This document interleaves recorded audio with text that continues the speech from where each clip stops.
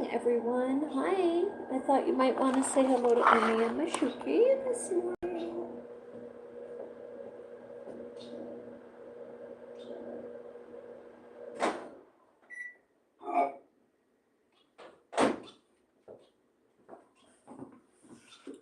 Good morning, guys.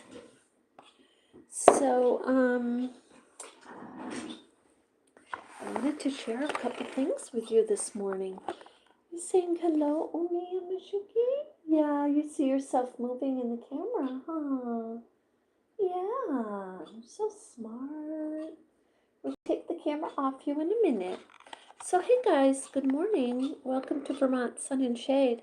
So I want to share a couple things with you that I got that if you have pet finches and or if you don't, you may be very, very interested in.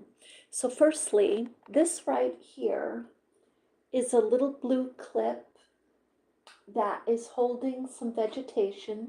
These happen to be beet stems and the little beet root right here. And over here, and you can't really see it, but this is the blue clip on the outside I'm pointing to. And on the inside, it's clipping the millet sprig. So it's what I've been doing with the millet is putting it in their herbal dish or bowl that I have up on the side. Now, they were two of them for $2.99. I thought that was a great price, guys. So I got them, and what I want to tell you is this, and this is not a paid advertisement at all. So there are two zebra finches over at the PetSmart in Williston, Vermont, and they're just adorable. They're babies. They're only 3 months old or so, something like that. They've been there about 3 months, so I'm assuming they're babies. And what I love about PetSmart is the people working there, like they really care for those pets that are in there waiting for a forever home. And the pet finches, the finches that are in a store environment, guys, they are not getting at all the stimulation and the love and the companion, that they need. And pet finches are, they're very intelligent, as you know.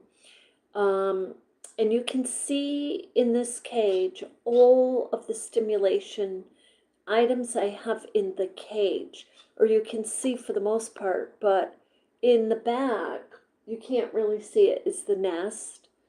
Up on this side of the cage, over here, are bells and a little play thing for them to pull on. On the other side, there's another little bell and play thing for them to play in the back. And they pull on those at night after their bath, before they go to bed. They just love the sound of the bell. And up here, I have a little wreath swing. And then there's another swing over here. So they have two swings. And they go on these swings all the time. And then they have their little perches. I have one really long perch, another one above it, and then this one down here. And then in the bottom, underneath, on the floor of their cage, below their nest, over here, they have another little raffia bowl that they're ripping apart because they love foraging. So they will take, this is what they do. They're really smart, guys. They take extra food out of this dish if they're not going to use it for the day, the herbs. And instead of using it for the nest, they will pack it into the bottom raffia bowl that their Umi's over there right now. And they will save all of their materials that they build with. And they will use that the next morning while they're waiting for me to get together, everything together for their fresh foods. Now, it says, I noticed it said in the little sign in the PetSmart, it said that they're supposed to have 25% fresh food. I understood 40. And these guys, really, it's almost like 50-50. They're back and forth all day long. They consume all of the fresh herbs here, either by chewing on them and or then using them for foraging. So I wanted to share with you these clips. You see how happy they are this morning? That's their little happy song. These clips were only $2.99 at PetSmart. And if you're local and you're looking for little finches, they have the zebra finches at the PetSmart in Williston, Vermont. And what was the price? I believe they were $49.99, so like $50 each. So I checked out the cages because I almost bought them, guys. The reason I almost bought them is they were kind of falling asleep from boredom, and when I said something to the lady, she like immediately got right to it. She goes, "Oh my gosh, you're right." And I don't know, she put some things in there because I said that, they're super smart, they love to play. And so she put some things in there, for them to be stimulated more. I don't know what she put in, I didn't go back, but they're sweet as pie over there. They love their pets. They name their pets, and they don't want their pets to be bored so if you notice something, they listen to you. So, but I was pleased that she agreed with me, but I almost bought them. So the cages, they have a flight cage. I think it's about $37. 37. They had one cage 37. They had one I think it was like 69 or 59, something like that. So I thought, I'm gonna look at my budget, and if I go back there and they're still there, I do have a cage here that's totally sufficient for them that these little guys were in, but I may just get the flight cage. So these guys can fly in this cage. They go back and forth all the time. See little Mashuki now on his swing, singing. That's what they do. You hear them? Yes, Angel. What'd you say, Mashuki and Umi? Hi, Umi. Hi, honey. So Umi, the female, loves to just stare at me. She just stare. And when they're staring, I understand that they're making a imprint picture of you. So she just loves to stare.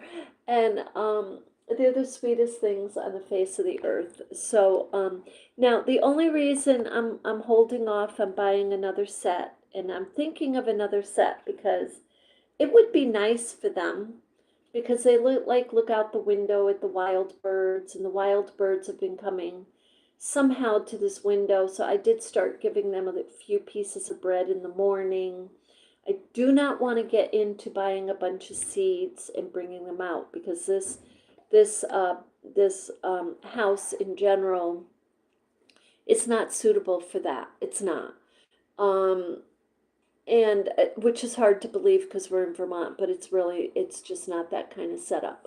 So anyway, but giving them some bread in the morning, the baby birds that are outside look forward to it. So that's something I wanted to share with you today. The other thing is I did take a terracotta bowl. I was using a little can, like a tuna can, where they fit perfectly in it, but it just didn't seem big enough, because I noticed Mashuki started going up in the water dish up here in this dish to take it. Hey, Mashuki. They understand their names and the fact I said water dish. I'm not kidding you guys. They understand this. But he would go up in his water dish, Mashuki, and instead of drinking it, he started taking a bath. So I said, I feel like they need a larger bath area. I think that's what's going on. So I got them this little terracotta, just a little bit wider, but it still fits in their door, and I can always use the back door. But they love it. They love it. They love it. They love it. And terracotta is so much better, right, for them. It's better for the plants, it's better for them. So you notice our plants, oh, there's some birds outside right now, looking for the bread. So so birds, let me tell you something about wild birds. What they do is rounds. Pigeons do this too. They do rounds. They select up to 3 to 4 feeding hubs a day. So they may start out in your hub and then they'll go to a next. They may come back over to double check your hub. So if you start putting the food out at a certain time, they will be there. So if you start putting it out 2 times a day, they'll be there. 3 times a day, they'll be there. So I'm putting it out once. I want them to understand this is a one-time stop hub. Only because I don't trust myself to always get the second feeding out, okay? At this point right now. So because these guys, I'm feeding them all day long. So the other thing I want to share with you with the pet finches is, let me get these. I want to share with you the beet leaves and the beets that they can eat. Hold on. So I happen to save this plastic container. Let's see if I can get this on the birds. There you go, angels. Okay. I probably should be a little bit more over. Let's see, guys, if I can move this and just position myself so you can see these guys. Okay, there we go. So I got this very large container. I keep these type of deals, you know, if you go out to eat or you get something, you have something like this, keep it. It's a really good thing to have, because look, then I bought a bag of these. These are beets, and so the whole bunch of this was $3.50, which I thought was a really good deal. But whoops, they come like this, so you want to give them a nice little wash.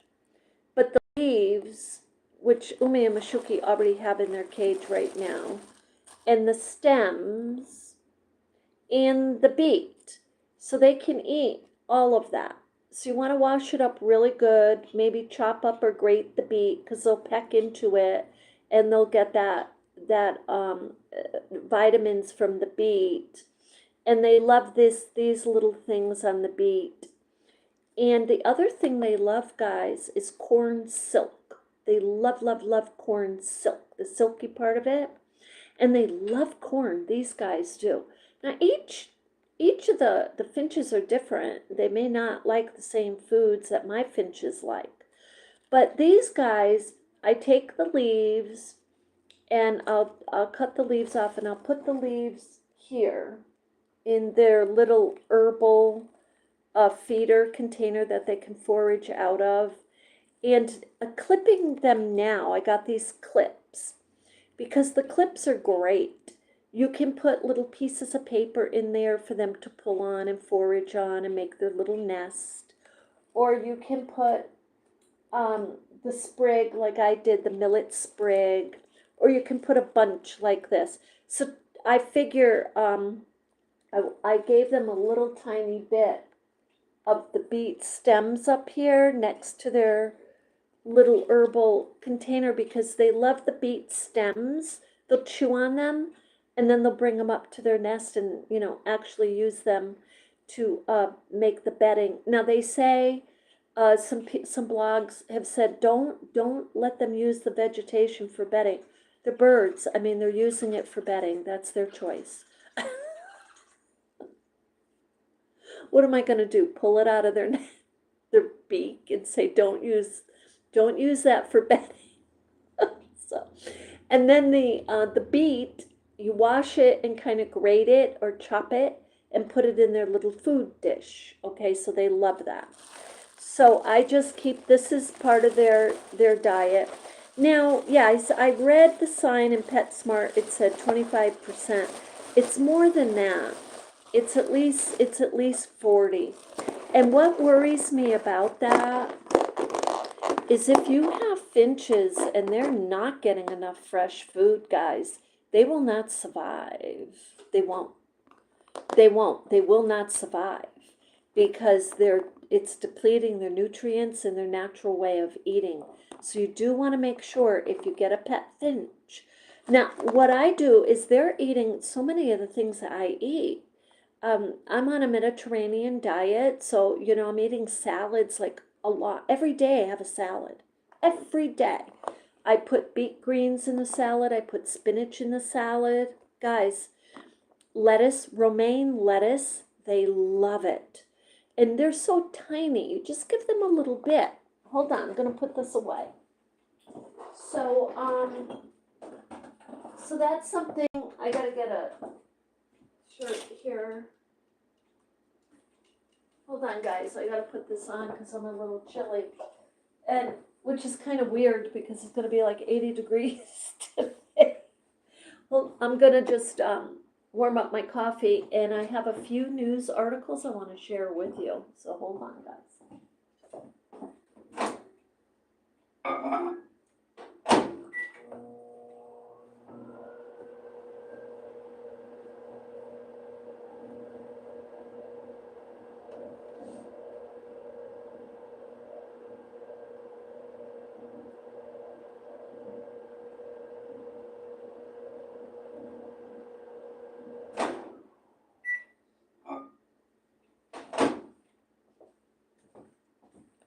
Okay, so thank you for being with me today, guys. And I just want to tell you, I can't emphasize this enough. These birds are such a beautiful companion type pet to have. And they warn you on things. I've told you the story about the hornets. There was another hornet in here, and Mashuki I think I told you the story, but this is just recently. And Mashuki, the male, was chirping. It sounds like a bark. It really does. It sounds like they mimic the barks of the dogs out there. But they were yapping and barking and yapping and barking and warning me. And Mashuki was absolutely right. And I'm allergic to them, so that was a huge, big warning. And they don't let up. If there's something, because they can detect motion from quite a distance. So when they detect motion that they feel is danger, and they're usually right on, guys, they're like little watchdogs. That's what I want to say. Another type of bird that is similar to that in this way are doves. I used to have doves. And what the doves will do if they hear or detect motion or something unusual from a distance of where their cage is, they will start to coo. So, and I don't know, do you have any experiences like that with your birds, like, alerting you? But they do. They know danger and they will alert you. So with that, let me get the few articles that I have here. And one of them is just interesting, all in all, the article. It's about, and I had a hard time. I saw it once, and I sent it to my own email, and then I had a really hard time opening it, and I did find it again this morning. But it's on Appalachia, and I thought it was just really, really interesting. And maybe you've read it, maybe you heard this article. And I'm going to be reading it for the first time this morning with you. And the title of it is Appalachian Woman Moves into a House in the Woods, and it ended up with her jumping out the window to escape. So this is a reactionary article for me too, because I haven't read it yet. I thought I'd wait and read it with you. So this article is by Vanessa Esquerra, and it was written on May 25th, 2026. Excuse me, and published at 3:20. So p.m. So this is the article. It says there are many unexplained sightings and strange encounters surrounding the Appalachia. This is true. Savannah from TikTok, who lives in Appalachia, shared a story with one of her followers. Like Savannah, the woman from an anonymous submission is also from the area. And what she sees in the woods made her jump out her rental home's window. So now it isn't saying exactly where this is. So I don't know if it's really in Vermont, but the Appalachia. So this is what it says. Initially, the woman was hesitant to tell the story to Savannah, not because she was embarrassed, but because she would like to believe that the incident didn't happen at all. Unlike some submissions where people move to the Appalachia and then experience something strange, the woman in question had been living in the area since she was 5 years old. She was going through a divorce and had to move out and sell the home she had with her ex-husband because it was just way too expensive. So the divorcee decided to move into a rental house. It was affordable, but the catch was the house was in the woods. And we're going to talk a little bit about this in a moment, after the article. As she described, it was away from anyone or anything. The nearest store was 45 minutes away. Guys, can I tell you something? In Vermont, I don't know what state this is in, but in Vermont, even if a store is 10 minutes away, you're going quite on a trek that is through lakes, woods, ponds, wildlife crossing in front of your car. And she is 45 minutes out. Wow. So she says, when I moved in, I immediately felt a heaviness, almost as if whatever was in that house did not want me there. The woman recalled. She added that the house had been vacant for a few years, and that she moved in and it had a smell, like a musty smell. So in other words, it was like nobody there for years, for a couple of years. The woman opened the windows to aerate the house and then started unpacking. While putting up the plates in the cabinet, she heard a scratching sound. When she turned around to face the sound, the back door of the house flew open and slammed shut. I had that happen to me once in a house. Hold on a second. So the incident spooked her and she ran over to lock the door. So, okay, let's just read that again. So what she's hearing at this point, she's alone in the house, she's in the woods, she's inside the house, and she hears a scratching sound. So, guys, we know that that could be anything. It could have even been a raccoon up in the eaves scratching. So that's one thing. But then she turned around to see where the sound was coming from, and the back door of the house flew open and then slammed shut. Okay. So it spooked her, it scared her. So she realized that it would be impossible for the door to easily fly open, as she had locked both the front and the back doors beforehand. Because of the initial incident, she bought cameras from Walmart for security, and however, the cameras were not working despite her best efforts to set them up. So she thought the security cameras were faulty, so she swapped them out, and they still wouldn't work. Okay. So you hear that a lot in houses and places that are haunted, that the electronics kind of go. And that happened to me with my phone in a cemetery. 3 times that phone went, and I knew it was fully charged. Anyway, She would later realize that she didn't need to install security cameras to see the creature that swung open the doors. So one night, when she was taking the trash out after dinner, she heard a twig snap at the wood line next to her house. So she thought it must be an animal until her eyes fully focused on the direction of the sound. She saw a 7-foot tall figure with the head of an animal, a skull, and antlers. It wasn't an animal, rather, it resembled an animal. Naturally, she ran back to her house screaming for dear life. She ran because it was 7 foot tall, guys. It wasn't like something like a rabbit running. It was a 7-foot tall figure that looked like an animal. So without having to ask, her best friend chose to drive up and pick her up. In the space between, she sat in the closet hiding with her best friend on the other end of the line.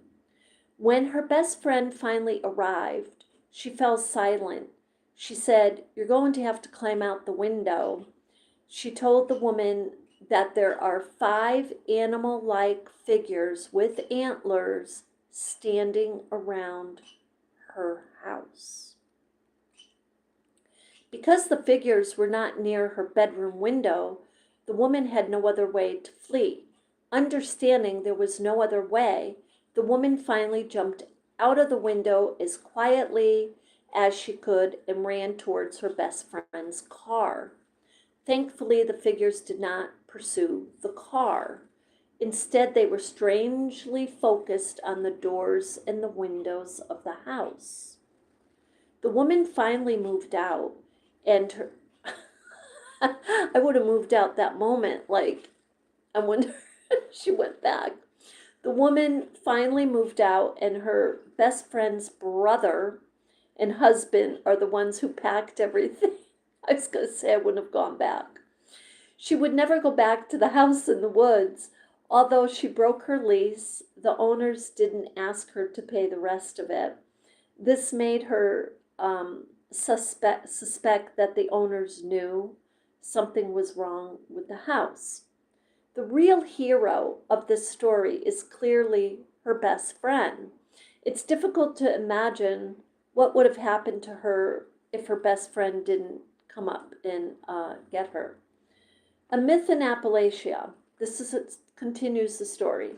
A woman never classified the creature in her story, but there are several possibilities.